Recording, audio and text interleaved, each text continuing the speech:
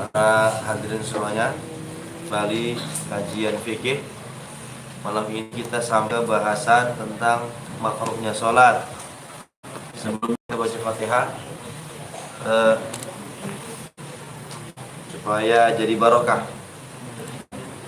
Ila hadratin nabiyina wa habibina wa syafi'ina wa maulana Muhammadin sallallahu alaihi wasallam wa ala alihi wa sahbihi al-kiram. Fatihah. A'udzubillahi minasyaitonir rajim. Bismillahirrahmanirrahim. Alhamdulillahirabbil alamin arrahmanir rahim maliki yaumiddin. Iyyaka na'budu wa iyyaka nasta'in ihdinas siratal mustaqim. Siratal ladzina an'amta 'alaihim ghairil maghdubi 'alaihim waladdallin. Kita lanjutkan bahasan babu makruhati sholat, bab tentang makruhnya sholat. Di sini ada 23 macamnya. Pertama, makruhnya sholat itu al-iltifat bi wajhi, menoleh, ya, wajahnya menoleh kiri kanan, atau bahasa Jawanya celengan. Makruh, sholatnya sah tapi makruh. Menoleh ke kanan, menoleh ke atas, ke bawah, ke samping, kanan, ke kiri, itu makruh. Kalau kepalanya saja dada, ya, robah, ya, maka batal. Yang kedua, raful basar, pandangan ke atas, ke langit. Raful basar asal, sholatnya ngadep langit, melihat langit, makruh. Sunahnya melihat tempat sujud. Sholat memejamkan mata, makruh. Kafu sya'ri wa thawbih, sholatnya megangin baju, megangin celana, takut kedodoran, makruh. Megangin apa lagi? Megangin sesuatu, ya. Kafu sya'ri wa thawbih, makruh.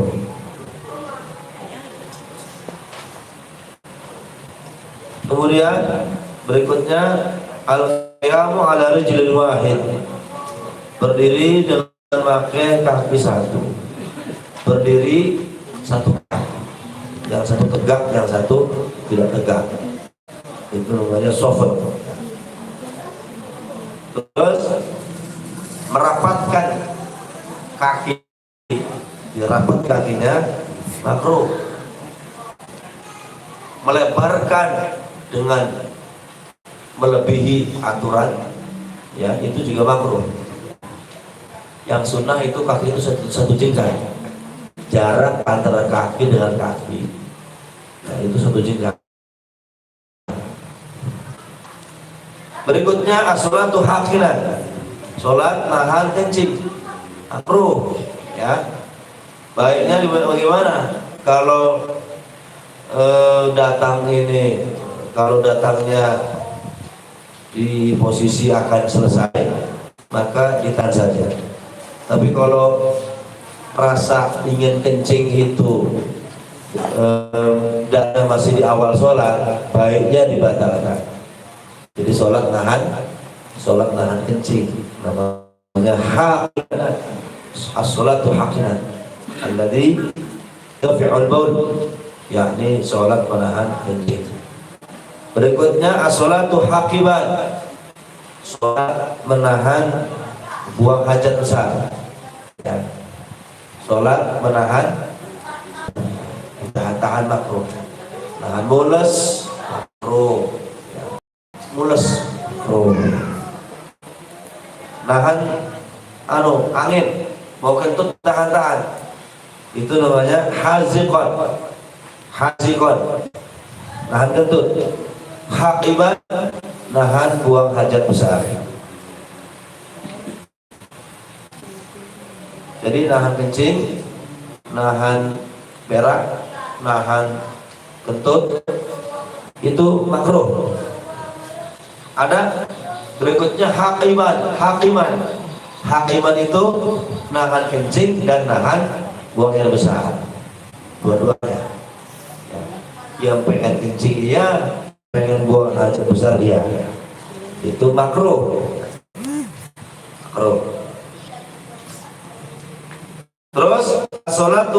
hazifan. Hazifan ini sholat pakai baju yang sempit, celananya sempit, mekak, bajunya sempit kecil, itu makruh. Bajunya kecil, celananya kecil, sempit, itu makruh. Makruh.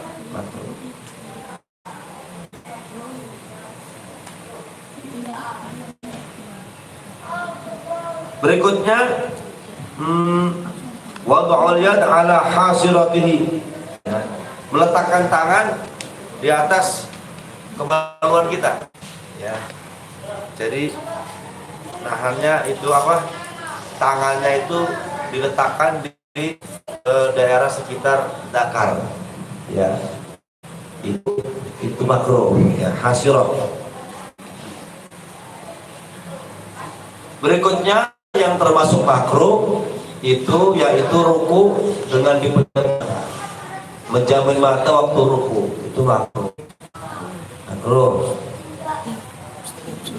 Nyender di tiang, nyender di tembok, ya, nyender ke samping, itu makruh. Sah sholatnya tapi makruh, jangan dibiasakan, ya, apalagi anak muda. Kalau sholat jangan dia biasakan yang apa, sholatnya nyandar di tembok, nyandar di tiang, hukumnya makruh. Berikutnya sholat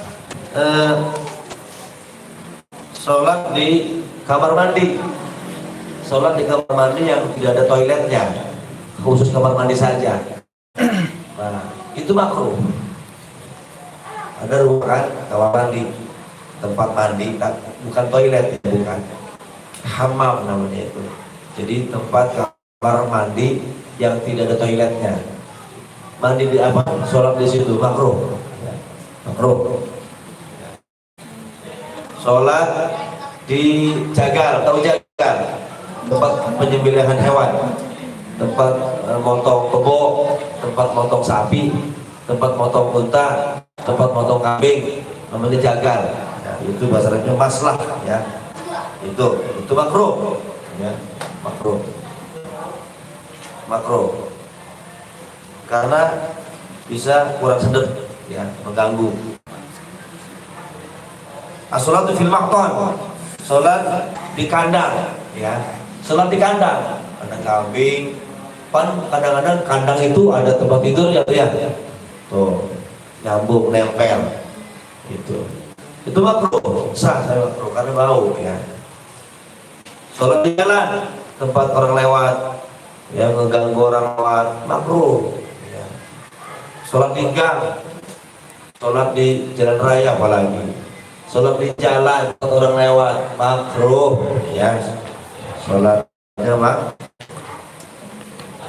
di kuburan yang tanahnya tidak bercampur dengan sah. Jadi hal-hal yang membuat tidak khusyuk itu makruh. Seperti kita lagi sholat, TV nyala, ya. Kita sholat pakai HP, bunyi HP-nya, itu juga makruh. Jadi setiap yang mengurangi kekhusyuan itu masuknya makruh. Sholat pakai kaos makruh, ya. Sholat pakai kaos yang banyak gambarnya, ya. Kaos caleg sholat, kaos Ajinomoto, kaos yang ada merek Ajinomoto, ya. Atau kaos bola ada gambarnya, itu juga makruh, ya. Jadi termasuk khusyuan sholat. Jadi sholat ini komunikasi kita kepada Allah Subhanahu wa Ta'ala. Jangan sampai ada perkara-perkara yang mengganggu kelancaran kita berkomunikasi kepada Allah Subhanahu wa Ta'ala. Maka dituntut bajunya, tempatnya, pakaiannya harus bersih, ya, suci.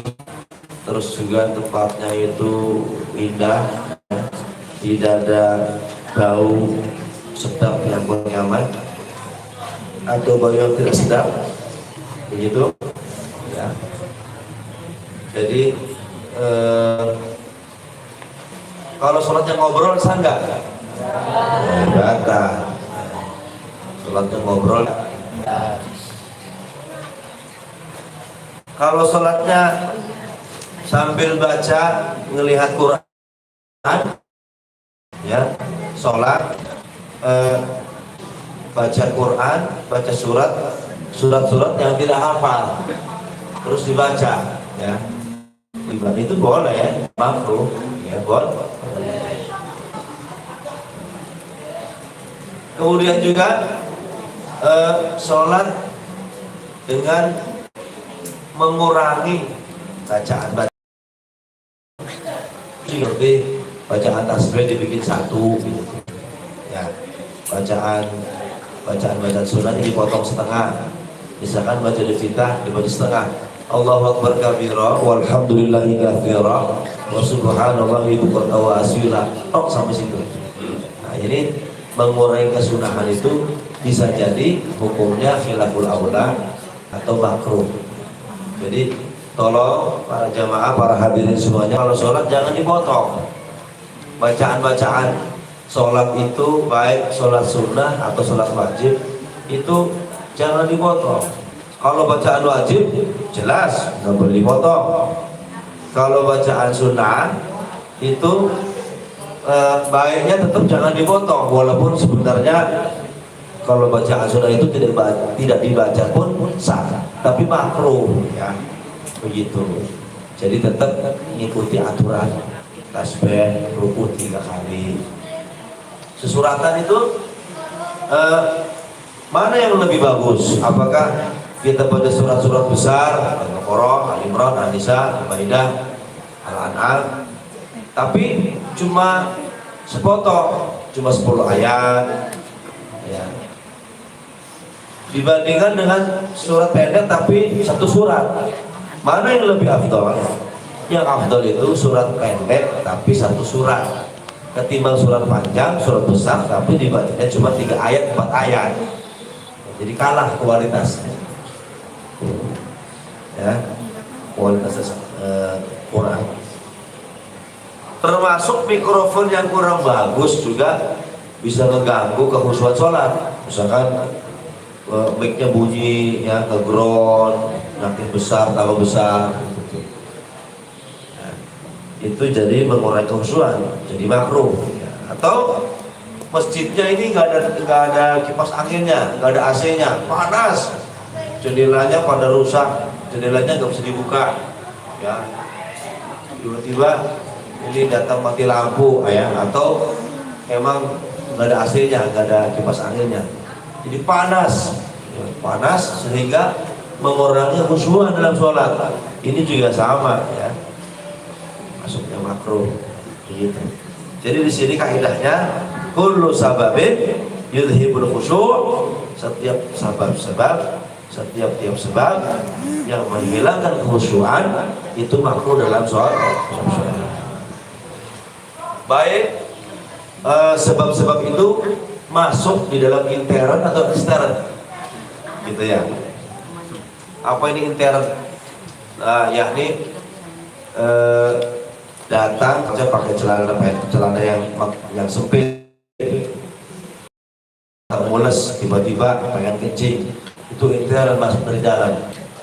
Yang dari luar ini seperti suara TV, suara tape, suara HP segala macam, yang itu bisa makruh, ya, bisa makruh. Usaha hal-hal yang makruh itu baik makruh dalam sholat, makruh dalam puasa, makruh dalam haji, makruh dalam semua ibadah, itu usaha jangan sampai ada yang makruh. Ya, makruh itu baiknya ditinggalkan. Makruh itu kalau bertumpuk-tumpuk bisa jadi haram. Paham? Jadi jangan dibiasakan kita melakukan suatu perkara makruh. Dan ibadah sunnah itu jangan sampai ya dihilangkan atau dikurangi. Sunnah itu ya ucapan Rasul, tingkah laku Rasul, ya. Tingkah laku Rasul, ucapan Rasul. Jadi sunnah itu keuntungan, sunnah itu kelebihan. Maka sebagaimana perkara makruh sebaiknya jangan dilakukan, makruh pun jangan sampai ditinggalkan. Jangan sampai ditinggalkan. Saya kita melakukan ibadah sunnah itu murah meriah, ringan sekali. Tapi kadang-kadang walaupun ringan juga kadang-kadang kita enggan untuk melakukan hal-hal yang sunnah itu. Jadi tolong ini masalah sholat ya harus diperhatikan. Pandangan kita ini sampai saat ini belum bisa pandang tempat sujud, masih pandangannya ke depan, ke atas, ke samping. Itu segi pandangan kita ini kalau sudah bisa memandang tempat sujud ya insya Allah kita bisa memilih pandangan mana yang baik, mana yang baik. Itu nilai dari sholat. Kalau sholat belum bisa mengendalikan pandangan, ini berarti di luar sholat pun belum bisa mengendalikan pandangan. Jadi pandangan saya diatur, ya. Begitu. Suara saja diatur. Contoh, suara makmum tidak melebihi suaranya imam. Kalau kita dalam masalah rumah tangga, imam itu suami, istri. Suara makmum tidak boleh melebihi suara imam. Suara istri itu nggak boleh melebihi, kerasnya itu melebihi suara suami. Suaranya nggak boleh lebih tinggi daripada suami, karena istri itu makmum itu nggak boleh keras-keras. Begitu.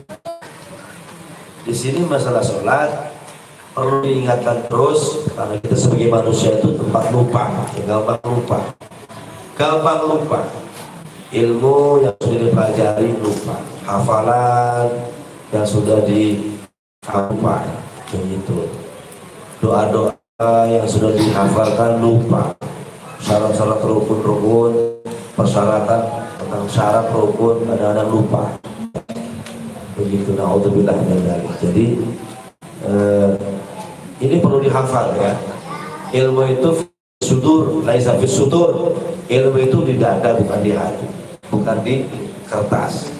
Jadi tolong dihafal, diingat-ingat, diingat terus, dipraktekkan. Ya.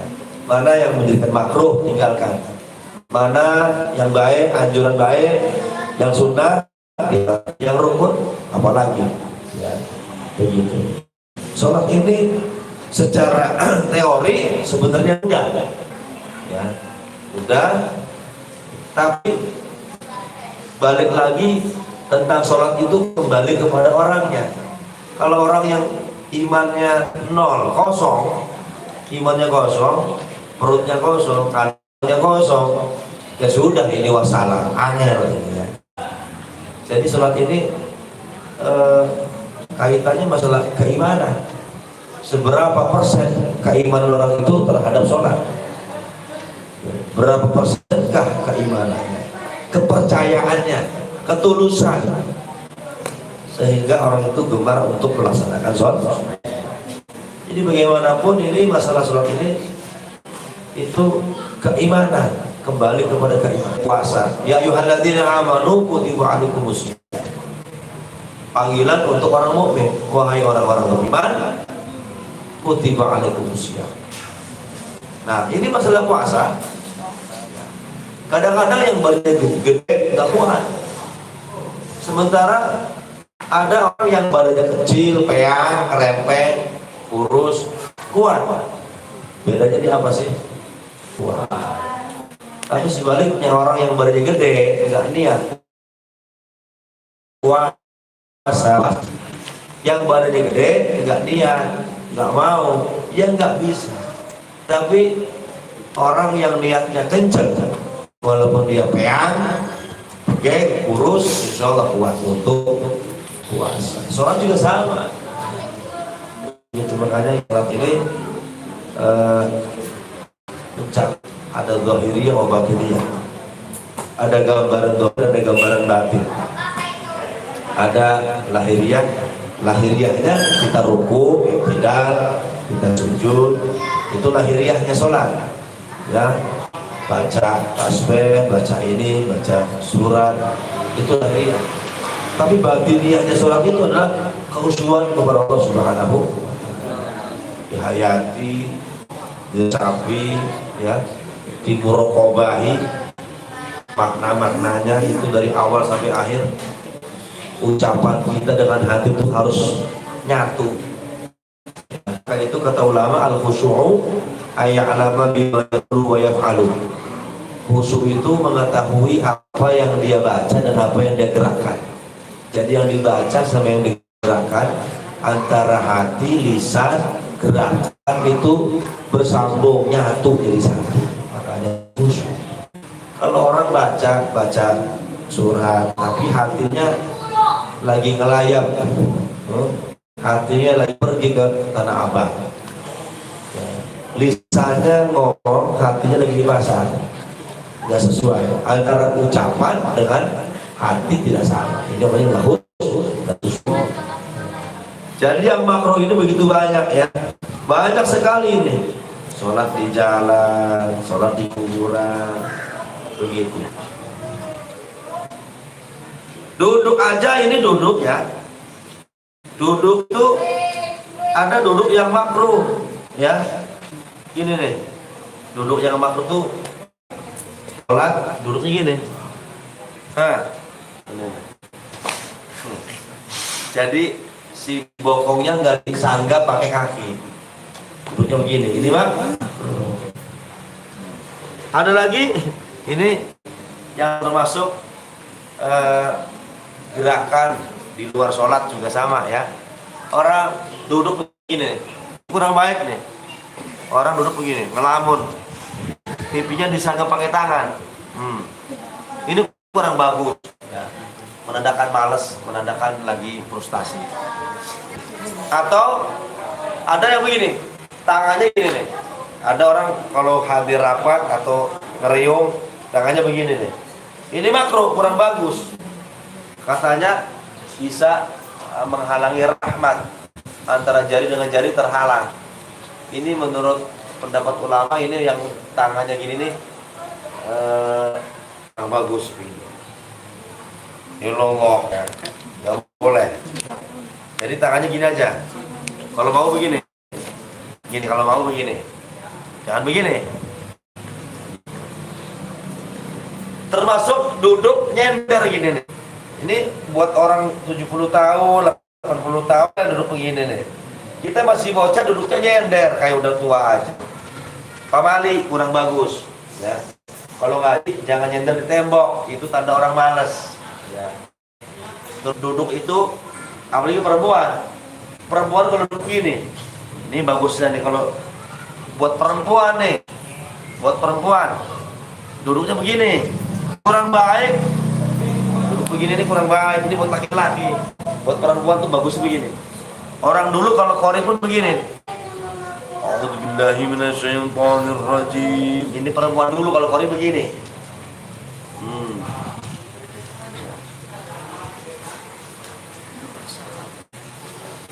Tidur aja itu ada aturannya. Tidur, Pak Mali kalau tidur apa tengkurap? Tahu tengkurap? Oh, itu tak boleh. Kata ulama Arab itu lagi zina sama setan. Naudzubillah. Lagi bersenggama sama setan. Ada nggak orang yang tidurnya kedakong? Ada. Itu makruh, kurang baik, ya. Makan sambil jalan itu kurang baik, bukan sunnah Rasul itu. Minum sambil berdiri, makan sambil berdiri, apalagi makan sambil jalan, itu makruh, kurang baik, ya. makan sambil berdiri, ya Allah, minum sambil berdiri, ya, makan, jalan, minum sambil jalan, ngomel sambil jalan. Yang tadi sambil makan sambil ngomong. Innalillahi wa inna ilaihi raji'un. Itu bagaimana makna sholat, paham? Kalau sholat nggak pakai peci, ini gimana nih? Sholat nggak pakai peci, makruh nggak? Tapi sah. Nah, sholat pakai kaos, tapi maksudnya kurang adab, betul? Ya, jadi pakai pakaian yang apa namanya, yang pantas, yang ada baju koko atau pakai jub. Ditambahkan nih kalau bisa pakai selendang, begitu. Ya, ini boleh. Ya. Kalau orang Hadramut ke kanan, taruh di sini. Kalau kiai-kiai Indonesia taruh di sini. Tuh. Tapi yang paling afdol, kalaupun mau, nih kalau mau, ya kalau yang paling afdol ini, ya. Walaupun belum haji, ya. Ini sorban sebenarnya bukan saja buat orang yang sudah haji, yang belum haji pun boleh saja pakai sorban begini. Penyanyi aja pakai sorban, malah ada penyanyi orang non muslim pakai sorban. Glenn Fadli, Glenn Fadli, dia nyanyinya pakai sorban. Itu, ya. Sorban pakai orang non muslim, ya. Kita mestinya ini orang Islam tunjukkan ini sunnah Rasulullah. Cuma kita orangnya jaim, malu-malu, ya, malu, nggak mau menunjukkan. Ini peci ini bagus nih, simbol kita Islam, simbol santri pakai peci, simbol santri, simbol orang Islam, cirinya dengan pakai sarung. Kok sekarang pada kebalik, peci nggak dipakai, sarung nggak dipakai. Jadi ini sunnah. Ada dua, ada yang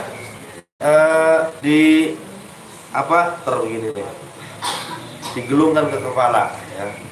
Itu minimal untuk sholat. Minimal kalau sholat kita pakai imam. Ya. Nambah kelihatannya nambah apa? Nambah syiar, tambah syiar mazhar, tambah gimana pakaian. Ya. Coba kamu kalau kalian pakai begini, jalan pasti disebut pakaian.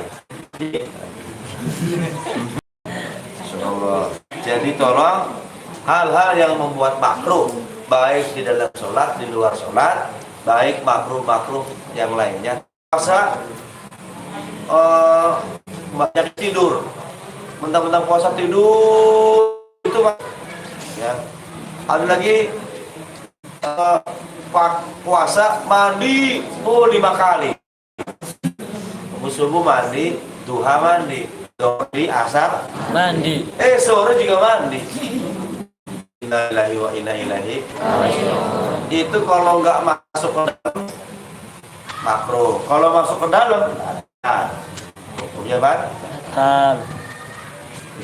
Ada lagi puasa makan banyak, namanya itu mindahin makan doang. Betul. Makan siang nanti ditarik ke maghribnya 2 piring. Jadi buat makan siang sepiring, buat makan maghrib sepiring. Udah gitu habis tarawih makan lagi. Innalillahi wa inna ilaihi raji'un. Ini puasa apa bukan ini, ya? Alhamdulillah. Ya. Terus, ada yang bertanya masalah makruhnya sholat? Silakan.